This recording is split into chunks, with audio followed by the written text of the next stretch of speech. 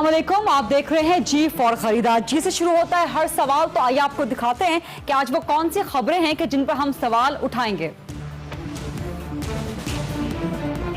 Panama तहकीकात में सख्त डेडलॉक आ गया। वज़ीर-ए-आज़म और फैमिली का नाम शामिल करने पर शदीद इख्तलाफात।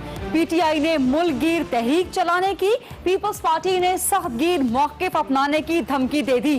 क्या हुकूमत अपोजिशन के दबाव में आ जाएगी? तहकीकात का मुस्तकबिल क्या होगा? सवाल करेंगे खुर्शीद शाह साहब और शाह महमूद कुरैशी साहब से।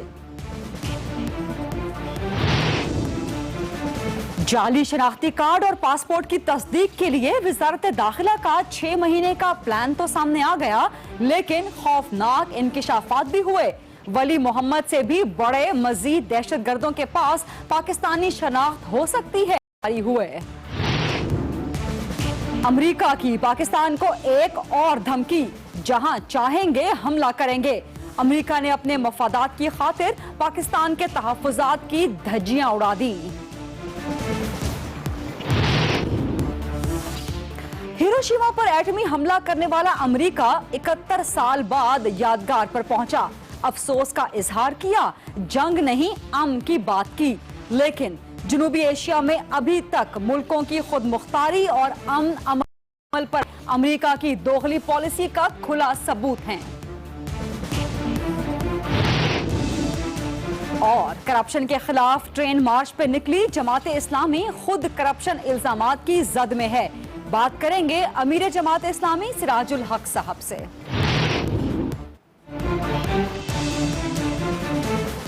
जी आज की जिहिद बढ़ते हैं अपनी आज की बिग स्टोरी की जानिब। पनामा तहकीकात पर हुकूमत और अपोजिशन के दरमियान सख्त डेडलॉक पैदा हो चुका है।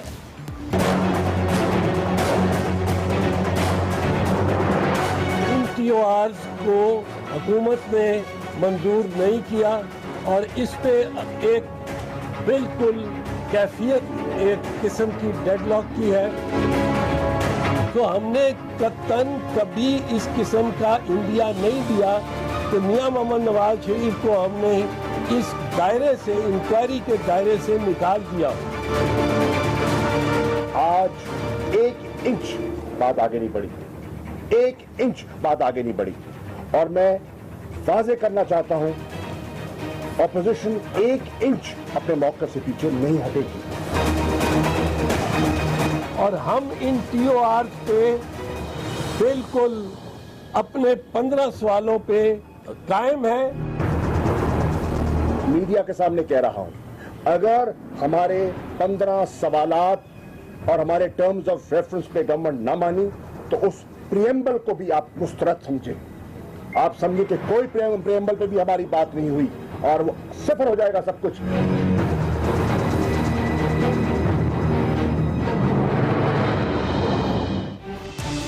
पनामा लीक्स के हवाले से हुकूमत और अपोजिशन के दरमियान डेडलॉक किस तरह से पैदा हुआ है, उसकी एक झलक आज आपने अपोजिशन के रहनुमाओं के बयानात की सूरत में देखी।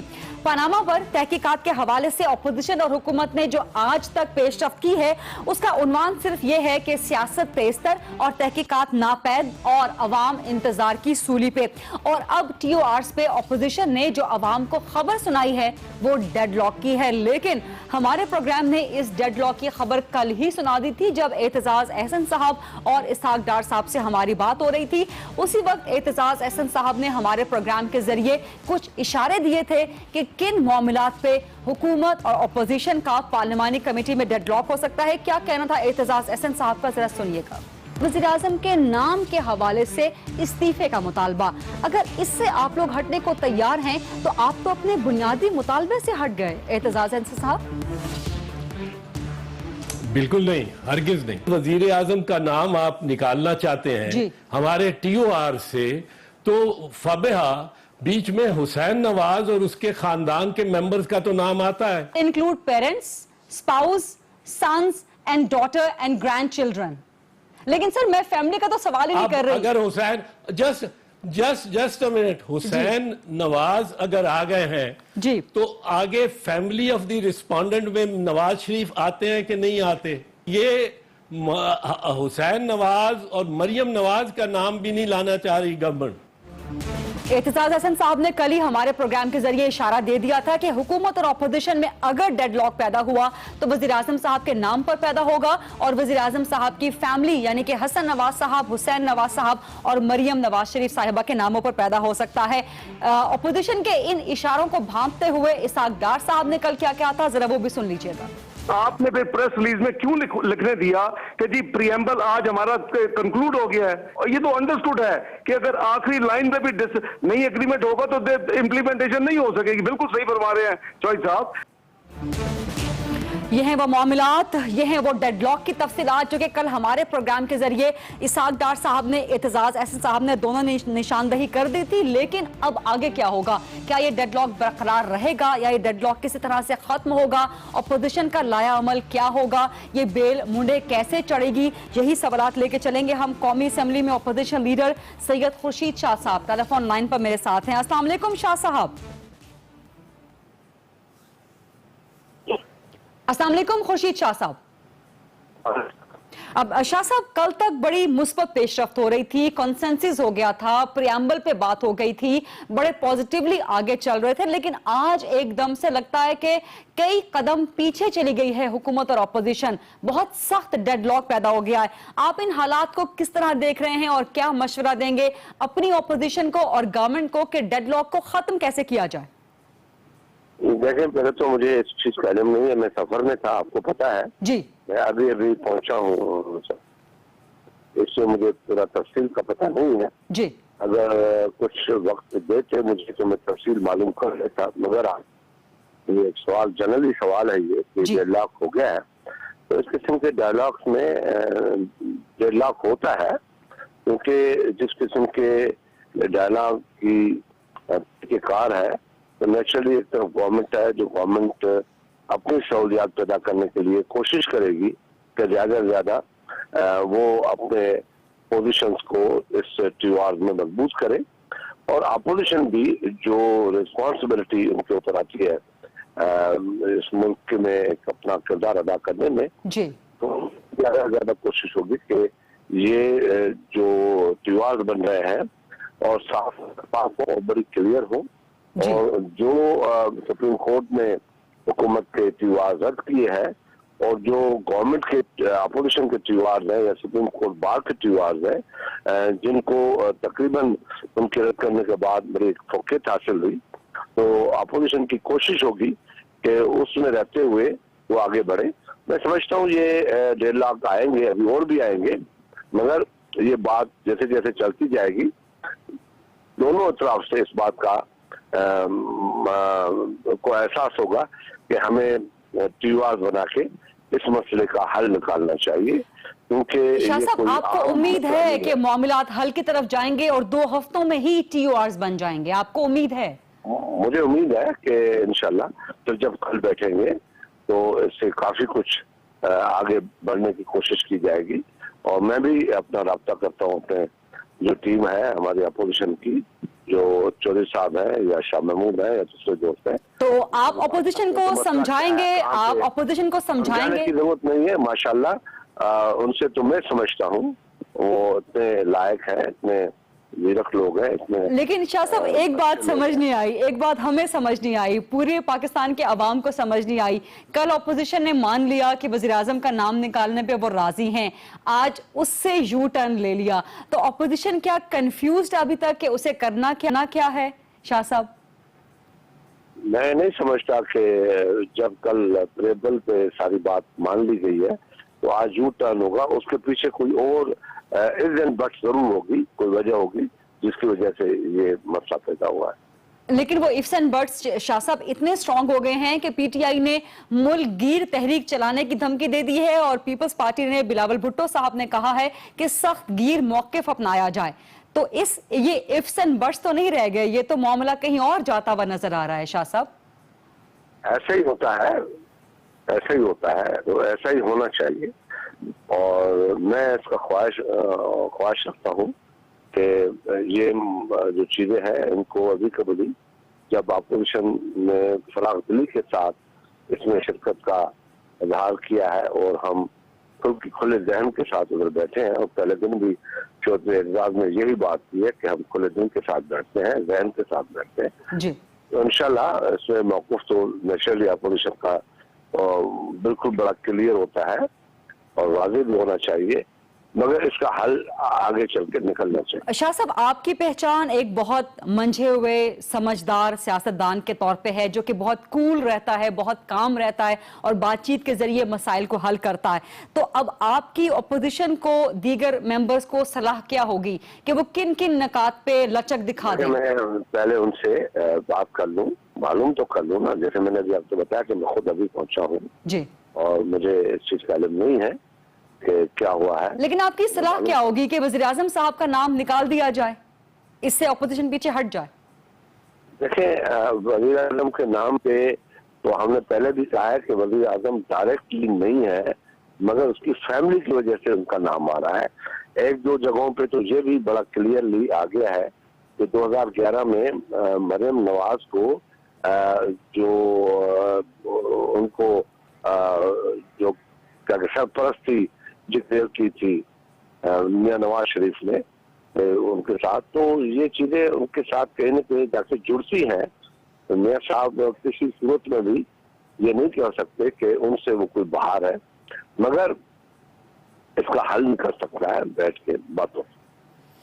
बहुत बहुत शुक्रिया। कौमी असेंबली में अपनी तरह सैयद खुर्शीद शाह हमसे बात कर रहे थे और बड़ी पॉजिटिव बात कर रहे थे और कह रहे थे कि डेडलॉक अभी तक हुकूमत और अपोजिशन के दरमियान उनकी नजर में पैदा नहीं हुआ और मिल बैठ के बात की जा सकती है, और वज़ीर आज़म साहब का नाम भी TORs में शामिल करने या ना करने पर मिल बैठ के कोई दरमियानी रास्ता निकाला जा सकता है इसी इशू पर। लेकिन अभी हमें मजीद बात भी करनी है पाकिस्तान तहरीक इंसाफ से। शाह महमूद कुरैशी साहब एक ब्रेक के बाद हमारे साथ होंगे।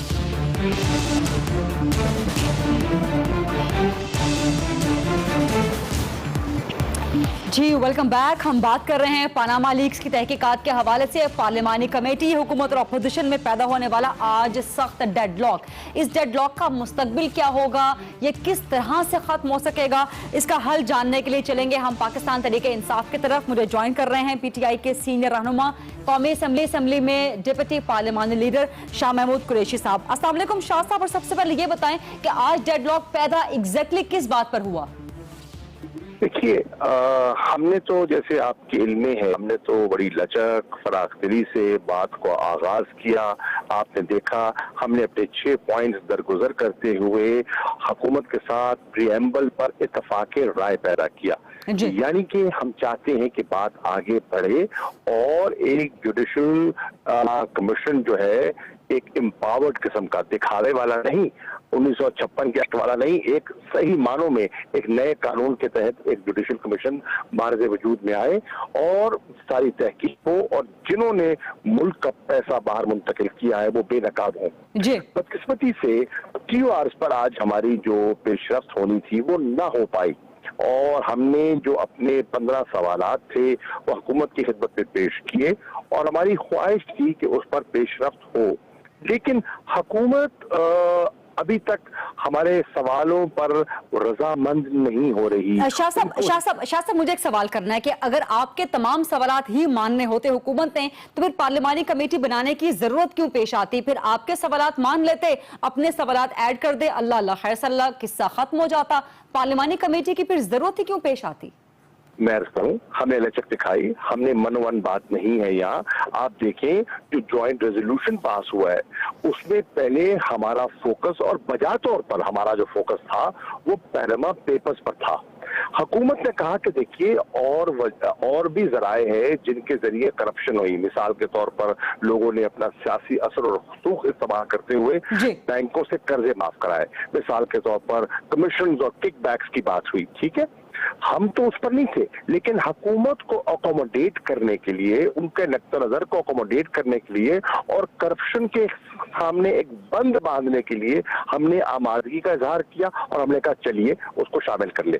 अब हुकूमत समझती है कि हमारे सवालात अगर उनको एड्रेस नहीं कर रहे, उनके इश्यूज को जो उनके लिए इम्पोर्टेंट है, तो आज हमने तजवीज पेश की है कि हमारे 15 सवालों के साथ साथ जो वो सवालों का इजाफा करना चाहते हैं 16, 17, 20 वो इजाफा कर लें और हम नहीं शाह साहब अगर हुकूमत को सवालात का इजाफा करना होता वो तो बाद की बात है, लेकिन ऑपोजिशन का जवाब मैं लेना चाह रही हूं कि कल तो आप सवालात की कटौती पर राजी हो गए थे, तो वो सवालात की कटौती 15 में से 13 वो कहां गई? किसने कहा था ये देखिए, ये तासुर गलत दिया गया। अब देखिए, ये अगर कोई डिस्टॉर्ट करे और सियाह को सबाक से हटकर बात की जाए, शाह साहब डिस्टॉर्ट नहीं, शाह साहब डिस्टॉर्ट नहीं, शाह साहब डिस्टॉर्ट नहीं, सियाह को सबाक से हटके नहीं। मैं आपको बताती हूँ, कल एतजाज एहसन साहब मेरे प्रोग्राम में मौजूद थे और कोट अनकोट उनका स्टेटमेंट है कि अगर हुकूमत TORs में से वजीर आज़म साहब का नाम निकालना चाहती है तो फबीहा यानी कि बिस्मिल्लाह कर रहे थे वो। देखिए अगेन उस तनाजुर में देखिए जिस तनाजुर में कमेटी मीटिंग में डिस्कशन हो रही है, आप तो उसमें नहीं है, मैं तो उसमें मौजूद हूँ।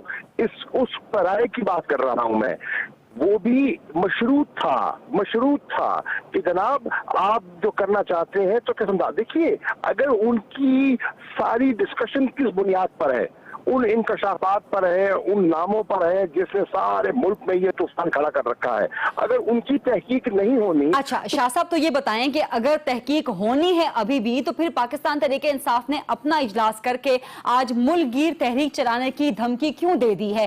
क्या PTI का मतमय नजर पहले दिन से ये था कि सड़कों पर आएंगे, एहतजाज करेंगे, बैठ के बात नहीं करेंगे?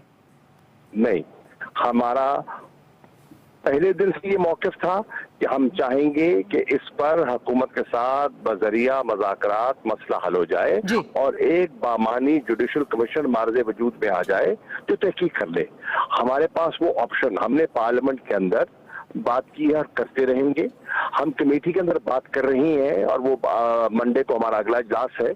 हमने अदालत का दरवाजा भी हम खटखटा सकते हैं और अदालत से रजू भी किया जा सकता है। हम पब्लिक ओपिनियन को मोबिलाइज करने के लिए हम लोगों से रजू भी कर रहे हैं। हमने वकला से भी बात की है और आपके इल्म में है कि वकला खुद मुतहर्रिक हैं। उनकी सुप्रीम कोर्ट बार एसोसिएशन ने, पाकिस्तान बार काउंसिल ने इस पर खुद गौर खौस किया है और उनका एक अपना इंडिपेंडेंट बॉडीज है, उनका अपना नुक्ता नजर है। हम मुख्तलिफ बार जो है लेकिन शाह साहब एक सवाल की इजाजत दीजिए। आप तमाम ऑप्शन जो बता रहे हैं ये डेफिनेटली डिस्कस हुए होंगे, आप एक जिम्मेदार रिस्पॉन्सिबल शख्सियत हैं, लेकिन इन तमाम ऑप्शंस की डिस्कशन अगर ये हुई भी हैं, इसके बावजूद जो PTI की प्रेस रिलीज सामने आई है उसमें सिर्फ मुल्कगीर तहरीक चलाने का ऐलान है और कोई ऑप्शन डिस्कस नहीं हुआ।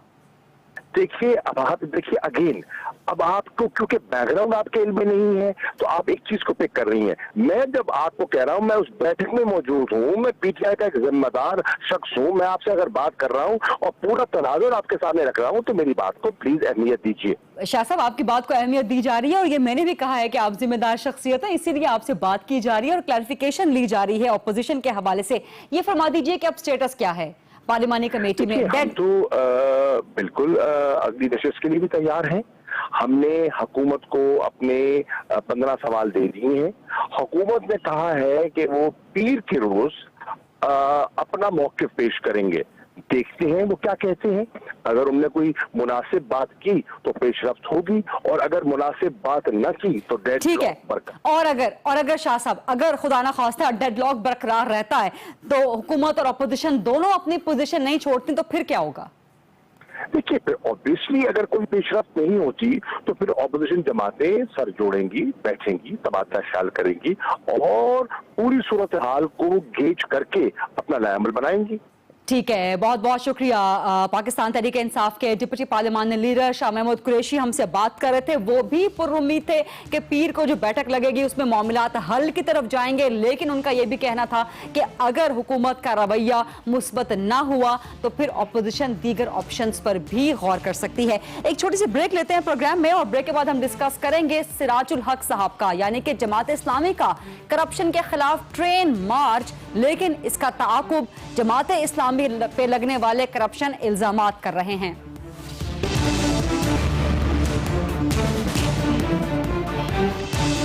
जी वेलकम बैक। करप्शन के खिलाफ जमात इस्लामी ट्रेन मार्च कर रही है, लेकिन जमात इस्लामी पे ही लगने वाले करप्शन के इल्जामात इस ट्रेन मार्च का ताक़ुब भी कर रहे हैं।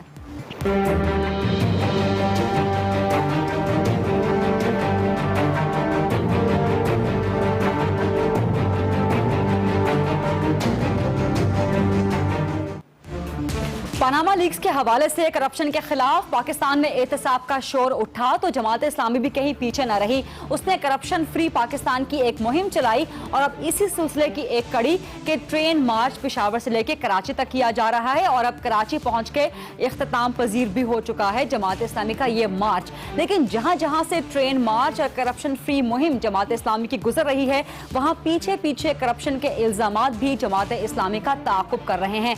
पहले खबर आई थी खैबर पख्तूनख्वा से कि वहां के वजीर खजाना मुजफ्फर सईद जिनका ताल्लुक जमात इस्लामी से है, उन्होंने बैंक ऑफ खैबर के साथ मिलकर अपने इख्तियारात से तजावुज़ करने की करप्शन की थी। और अब हाल ही में खबर आई है कि जमात इस्लामी के एक साबिक सेनेटर खुर्शीद अहमद साहब, उन्होंने इस्लामाबाद के एक पॉश सेक्टर में एक प्लॉट लीज पे हासिल किया माहाना 1000 रुपए का, लेकिन उसी प्लॉट को फरोख्त कर दिया और सीडीए को 462 मिलियन रुपए का टीका लगा दिया। जमात इस्लामी का अपना करप्शन के खिलाफ मार्च, लेकिन इसके ताक़ुब में जमात इस्लामी पे लगने वाले करप्शन के ही इल्जामात। इसी मामले पर बात करेंगे अमीर जमात इस्लामी सिराजुल हक साहब मेरे साथ मौजूद हैं। अस्सलाम वालेकुम सिराजुल हक साहब, और ये बताएं कि इस ट्रेन मार्च से जमात इस्लामी क्या हासिल करना चाहती है? क्या आप समझते हैं कि ट्रेन पे सफर करने से पाकिस्तान में करप्शन खत्म हो जाएगी? बिस्मिल्लाहिर्रहमानिर्रहीम। ये तो पेशावर से हम चल पड़े हैं, आज हमारा तीसरा दिन है जी, और अब तक तकरीबन 65 मुकामात पर हम जलसे कर चुके हैं। लाखों लोगों से हमने बातचीत की है और इस ट्रेन मार्च का बुनियादी मकसद आवाम को आगाह करना है और हुक्मरानों को खबरदार करना है कि अब करप्शन और पाकिस्तान साथ साथ नहीं चल सकते हैं जी। और इस ट्रेन मार्च का मकसद यही है कि अवाम ये चाहते हैं कि हमारा जो मुस्तकबिल है वो तभी रोशन होगा जब पाकिस्तान में करप्शन का खात्मा हो जाए। अवाम की तो ख्वाहिश है लेकिन हुक्मरान ये करना नहीं चाहते हैं। और ये है कि बहुत पहले भी कई बार अवाम के साथ वादा किया गया। सिराजुल हक साहब यहाँ पर आपके ट्रेन मार्च के दौरान ही सिराजुल हक साहब आपके ट्रेन मार्च के दौरान ही एक सवाल पैदा होता है कि आप करप्शन के खिलाफ ये मुहिम तो चला रहे हैं लेकिन इसी ट्रेन मार्च का ताक़ुब कर रहे हैं जमात इस्लामी के अपने ऊपर लगने वाले करप्शन के इल्जामात। मुजफ्फर सईद साहब का खैबर पख्तूनख्वा में मामला सबके सामने है। अब आपके ही एक साबिक सेनेटर खुर्शीद अहमद साहब, उन पर यह मामला पब्लिक अकाउंट्स कमेटी में सामने आया है कि उन्होंने इस्लामाबाद में लीज पे हासिल किया हुआ प्लॉट फरोख्त कर दिया 462 मिलियन की करप्शन की। क्या कहेंगे आप इस पे? मैं यही बात कहना चाहता हूँ, अगर हम अदालती सिस्टम, निज़ाम और कानून ऐसा बना ले अगर चोरी मैं करूं या कोई और करे उसको सजा मिल जाए।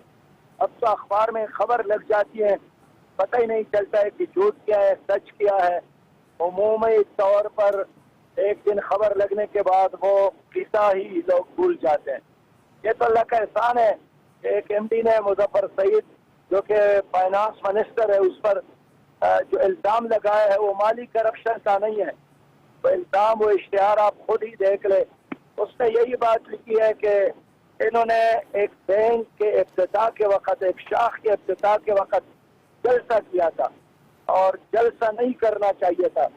तो ज़ाहिर है वहाँ के वज़ीर आला ने खुद एक कमीशन बनाया और कमीशन का सरबराह भी एक ऐसे आदमी को बनाया जो सियासी तौर पर हमारा मुखालिफ है।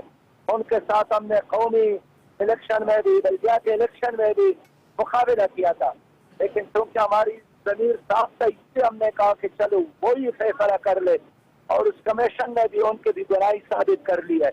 लेकिन मैं अगर फर्ज करूँ कि वो गुनाहगार भी है तो उसको सजा कौन देगा? उनकी तहकीक कौन करेगा? कौन हक और बातिल का फैसला करेगा? कौन सच और झूठ को जुदा करेगा? इसलिए मैंने ट्रेन मार्च शुरू की है कि हमारी अदालत। सिराजुल हक साहब अगर आपको अदालती निज़ाम पर एतमाद नहीं है लेकिन अपोजिशन के साथ मिलके पनामा की तहकीकात के लिए आप इसी अदालती निज़ाम के तहत जुडिशल कमीशन बनवाना चाहते हैं, तो ये आपके मौक़िफ़ में एक खुला तजाद नहीं है? देखिए, अपोजिशन और हुकूमत इस वक्त PORs पे एक कमेटी में बैठी है और मेरी ख्वाहिश है वो POR इसके काबिल हो तो उसके नतीजे में जो कमीशन बने वो सही तहकीकात भी करे और फिर सजा देने का भी वो इख्तियार रखे। मुझे वो PORs मंजूर होंगे और वो कमीशन मुझे मंजूर होगा जो मुजरिम को सजा दे सके, सिर्फ तहकीकात ना करे हमूदुर रहमान कमीशन की तरह या एबटाबाद कमीशन की तरह। और अब तक मैं मायूस नहीं हूँ, मैं उम्मीद करता हूँ सिराजुल हक साहब, आपको काफी तवक्कुआत हैं जुडिशल कमीशन पर, पनामा के जुडिशल कमीशन पर, लेकिन आज की खबर यह है कि डेडलॉक पैदा हो गया है पार्लिमानी कमेटी के अंदर। पीटीआई ने मुल्कगीर तहरीक चलाने का इशारा दे दिया, बल्कि फैसला कर लिया है। आप पहले ही मुल्कगीर ट्रेन मार्च कर रहे हैं, तो क्या आप पीटीआई को ज्वाइन करेंगे एहतजाज में सड़कों पर? देखिए, इस वक्त एक अपोजिशन बनी है और मैं चाहता हूं कि इस मुल्क में पनामा लीक्स के हवाले से या लंदन दुबई लीक्स के हवाले से एक मुश्तरका मौक़िफ़ हो और अपोजिशन मिलकर रहे ताकि ये मोमेंट नतीजा खेज हो। लेकिन जमातें अगर इंफरादी तौर पर भी कोई काम करती है कि अपनी मर्जी है, जिस तरह हमने ऑलरेडी स्टेटस को के खिलाफ एक एहतजाज शुरू किया है, ट्रेन मार्च शुरू किया है, अगर कोई और जमात भी ये काम करती है तो मैं वेलकम करूंगा। बहुत बहुत शुक्रिया। अमीर जमात इस्लामी सिराजुल हक साहब हमसे बात कर रहे थे और कह रहे थे कि उन्हें उम्मीद है कि पार्लिमानी कमेटी का डेडलॉक खत्म हो जाएगा और एक काबिल एतमाद जुडिशल कमीशन पनामा की तहकीकात के लिए बनेगा, लेकिन अगर कोई मुल्कगीर तहरीक चलती है तो वो उसे भरपूर ताउन भी फराहम करेंगे। एक छोटी सी ब्रेक शामिल करते हैं और ब्रेक के बाद दो अहम खबरों पर बात करेंगे। चौधरी निसार साहब ने खौफनाक इंकिशाफ किया है कि वली मोहम्मद से भी बड़े दहशत गर्दों को पाकिस्तानी शनाख्त जारी हुई और पिछले दौरे हुकूमत में जारी हुई, और इसी के साथ जुड़ी हुई खबर शामिल करेंगे कि अमेरिका ने पाकिस्तान को दोबारा धमकी दी है।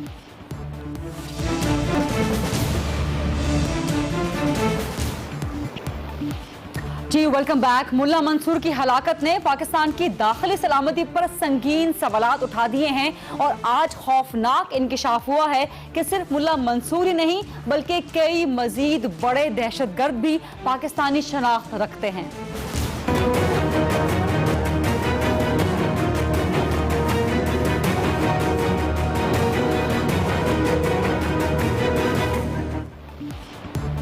चौधरी निसार साहब ने आज बहुत अहम प्रेस कॉन्फ्रेंस की है और ये प्रेस कॉन्फ्रेंस उन्होंने की थी जो 48 घंटों में उन्होंने नादरा को हिदायत जारी की थी कि जाली शनाख्ती कार्ड और पासपोर्ट की तस्दीक के लिए एक प्लान मुरतब किया जाए। तो वो 6 महीने का प्लान वजारत दाखिला का सामने तो आ गया है, लेकिन खौफनाक तरीन इंकिशाफ हुआ है कि सिर्फ मुल्ला मंसूर नहीं बल्कि मजीद कई बड़े दहशतगर्द, वली मोहम्मद से भी बड़े कई केसेस ऐसे हैं जो कि पाकिस्तानी शनाख्त रखते हैं और जालसाजी के ये केसेस पाकिस्तान पीपल्स पार्टी के दौर में सामने आए, यानी कि पीपल्स पार्टी के दौर में बड़े बड़े दहशतगर्दों को या बड़े बड़े मुश्तबा लोगों को पाकिस्तान के शनाख्ती कार्ड या पाकिस्तान के पासपोर्ट जारी हुए। मजीद तफसीलात चौधरी निसार साहब ने तो इसकी नहीं बताई और ये कहा कि पार्लिमानी कमेटी इस पर वो बनाना चाहते हैं जो कि इस सारे मामले की छानबीन करे।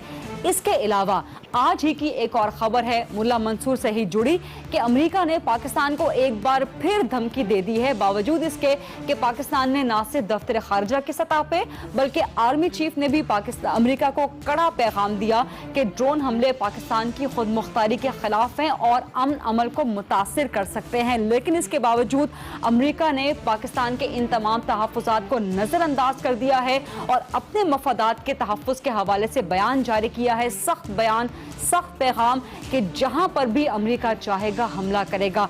इन्हीं दो मामलात पर मुल्ला मंसूर की हलाकत के बाद पाकिस्तान की दाखिली सलामती पर जो संगीन सवालात उठ रहे हैं, जवाब लेने के लिए चलेंगे हम पाकिस्तान पीपल्स पार्टी की सीनियर रहनुमा और अमेरिका में पाकिस्तान की साबिक सफीर शेर रहमान साहिबा की तरफ। अस्सलाम वालेकुम शेर रहमान साहिबा, बहुत शुक्रिया वक्त देने के लिए। सबसे पहले चौधरी निसार साहब का जो एक खौफनाक इंकिशाफ सामने आया है कि सिर्फ वली मोहम्मद नहीं, मुल्ला मंसूर नहीं, कई मजीद बड़े दहशतगर्द ऐसे हैं जिन्हें पाकिस्तानी शनाख्त जारी हो चुकी है और उनका कहना था कि पीपल्स पार्टी के दौर में ये शनाख्ती कार्ड, ये पासपोर्ट जारी हुए। क्या कहेंगी आप?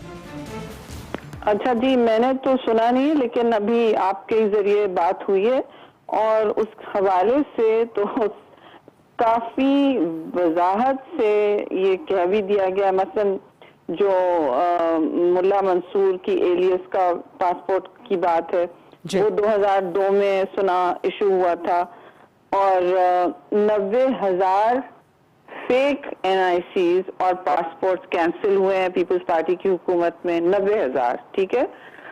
एक तो ये उसका उन्होंने कुछ नहीं बताया, और वली मोहम्मद का जहां तक ताल्लुक है, जिसकी मैं अभी बात करी थी, वो भी मैंने अभी कंफर्म किया, 2002 में कहा जा रहा है उसका इशू हुआ है।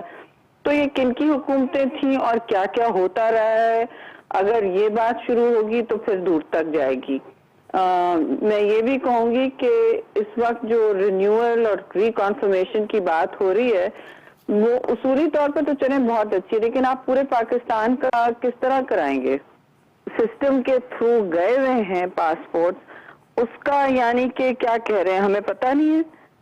और ये भी जो लिस्टों पे लोग हैं उनका भी अगर पता नहीं, तो मुझे समझ नहीं आ रहा है कि ये फिर क्या इनका पूरा इंफ्रास्ट्रक्चर कर रहा है। वली मोहम्मद जैसे इंसान का तो जो भी आप कह लें, ये तो एक आई एम सॉरी आपकी नजर में होना चाहिए ना, आपकी नहीं, रियासत की नजर में, इंटीरियर मिनिस्ट्री की नजर में तो होना चाहिए था। हाई वैल्यू और मीडियम वैल्यू जो लोग हदफ कहा जाता है, टारगेट जो कहे जाते हैं जी, उनके तो पासपोर्ट और CNIC, एक तो अगर आपके मुल्क के बाशिंदे हैं तो एक बात है, बट डॉक्यूमेंट्स के साथ ट्रैवल करना मुझे तो समझ नहीं आ रहा था ये। अच्छा, ये बताइएगा कि वली मोहम्मद से भी बड़े बड़े केसेस पाकिस्तानी शनाख्त रखते हैं, ये पाकिस्तान के लिए कितना खौफनाक हो सकता है, पाकिस्तान की दाखिली सलामती के लिए? जी मुझे बताएं क्या कर रहे हैं वो पाकिस्तान की सरजमीन पर? इस वक्त तो जीरो टॉलरेंस होनी चाहिए। नेशनल एक्शन प्लान हो चुका है शुरू, और हम सब ने इसमें सख्त ताउन किया है, डिस्पाइट जो भी हमारे खदशात थे और रिजर्वेशन थे। तो मुझे बताएं कि इसका मतलब क्या है, कि ये इस पर सियासत क्या खेली जा रही है कि फलाने इशू किया, फलाने इशू किया। मैं समझी नहीं कि ये इसका मतलब क्या है, बजाय इसके कि कोई रद्द अमल हो या कोई ठोस एक्शन हो। ये अब ब्लेम गेम और इधर बात गई उधर बात गई पे आ रहा है। खौफनाक इंकिशाफ में किसके नाम है? शरी साहिबा, एक और अहम मामले पर भी मुझे आपसे बात करनी है। आज ये खबर आई है, अमेरिका ने एक बार फिर पाकिस्तान को धमकी दी है कि वो जहां चाहेगा, उसके मफादात को जहां खतरा होगा वो हमला करेगा, और ये मामला जुड़ा हुआ है मुल्ला मंसूर की पाकिस्तान में ड्रोन हमले में हलाकत से ही। तो बावजूद इसके कि पाकिस्तान मुसलसल एहतजाज कर रहा है, आर्मी चीफ ने एहतजाज किया, दफ्तर खारजा ने एहतजाज किया, सख्त मैसेज आर्मी चीफ साहब की तरफ से दिया गया, लेकिन पाकिस्तान के मुसलसल एहतजाज के बावजूद अमेरिका मुसलसल धमकियां दे रहा है। जी, ये बहुत मैं समझती हूँ खौफनाक किस्म की स्टेटमेंट है कि जहाँ जहाँ, खैर लेकिन ये पहले भी कहते रहे कि हम जहाँ जहाँ हमें नजर आएगा, लेकिन बीच में आपने देखा था ये एक थम सा गया था सिलसिला, और अब जो रेड लाइन अबूर हुई है, क्योंकि वो बलूचिस्तान में पहले कभी ऐसा नहीं हुआ था उस इलाके में, तो उस हवाले से एक तो बहुत सारे सवाल वैसे ही उठे हैं, और इसके बारे में पाकिस्तान की हुकूमत, हमारे आला हुक्काम, दफातर कोई कॉन्फिडेंस या कौम को हौसला नहीं दे पा रहे कि हम इसके बारे में कर क्या रहे हैं। मैं नहीं कह रही कि आप कल खड़े हो जाएं और अमेरिका के साथ एक जंगजू डायलॉग में पड़ जाएं, लेकिन आपकी कोई ठोस मंसूबाबंदी क्या है? इंटरनल पॉलिसी रिव्यू आपका, उसका मतलब क्या हुआ? ये इस तरह ये यही है कि आप कहेंगे कि खौफनाक CNICs हैं और लोग हैं, इसके बारे में आप ठीक है। बहुत बहुत शुक्रिया शेर रहमान साहिबा, पाकिस्तान पीपल्स पार्टी के सीनियर रहनुमा और अमेरिका में पाकिस्तान के साबिक सफीर, हमसे दो अहम तरीन मामलात पे बात कर रहे हैं।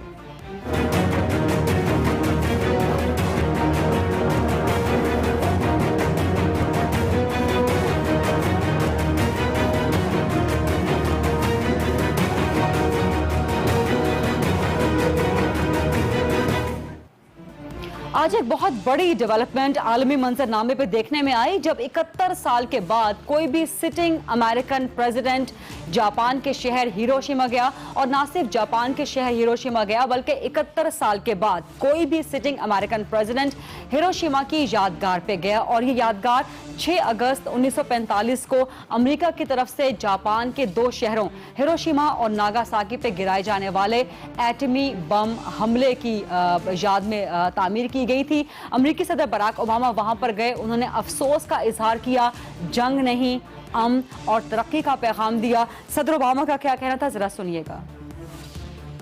city and force ourselves to imagine the moment the bomb fell. We force ourselves to feel the dread of children confused by what they see. We listen to a silent cry. We remember all the innocents killed across the arc of that terrible war and the wars that came before and the wars that would follow.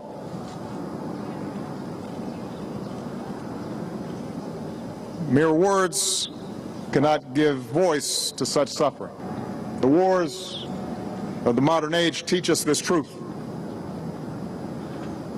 Hiroshima teaches this truth.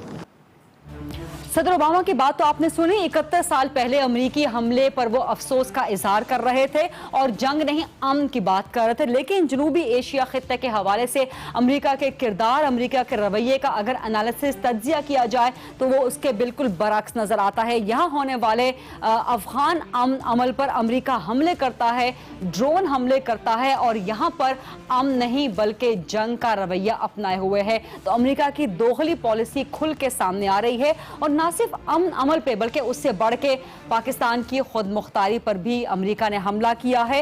दोगली policy America की खुल के सामने आई है।